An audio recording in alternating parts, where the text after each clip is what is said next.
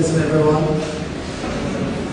just want to first of all greet the most important person in our midst today, which is the Blessed Holy Spirit. And to greet each and every one of us here, family members, friends, and everyone who's here today this year in Wayne send off.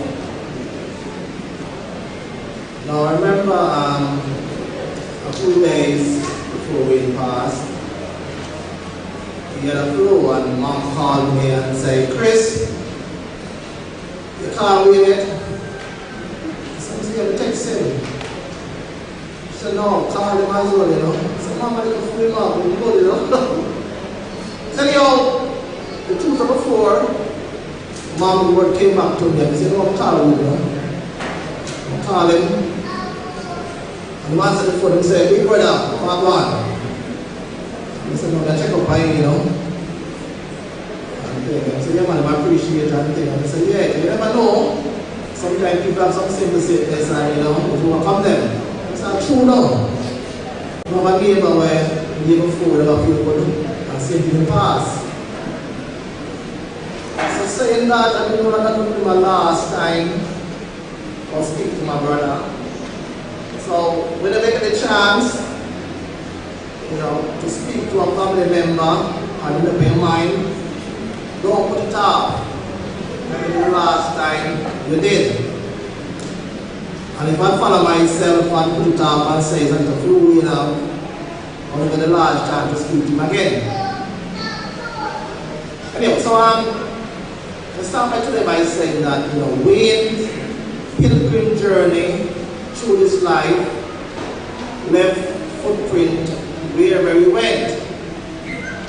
Footprints of love, kindness, and respect, even to his enemies and those who try to destroy them.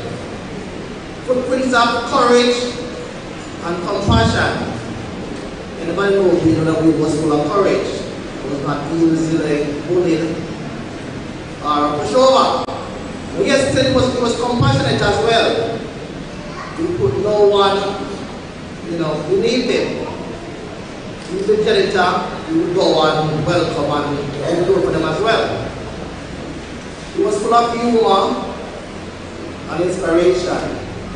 They had no way to run the Mozambique, drove here. I remember most of her family vacation each summer.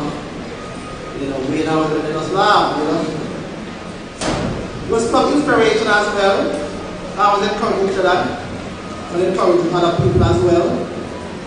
He was full of joy and full of faith. Even after finishing his pilgrim journey on November 7th, we can still look back and clearly see the trail left behind.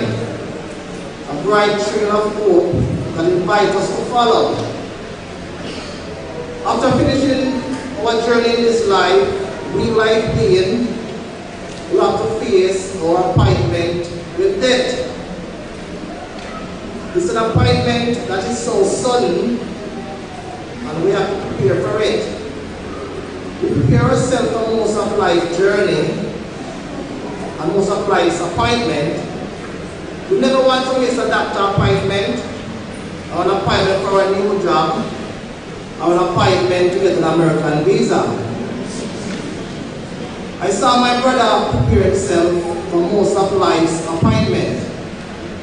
I saw him prepare for army life as a young soldier.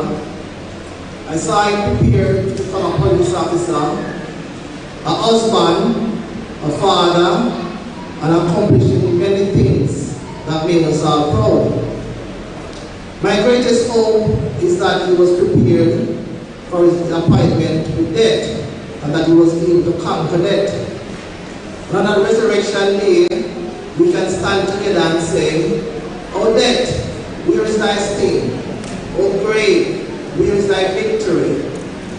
Victory over death can only be achieved through Christ Jesus our Lord. Jesus promised us that we who are faithful to him shall have eternal life and victory over death and the grave.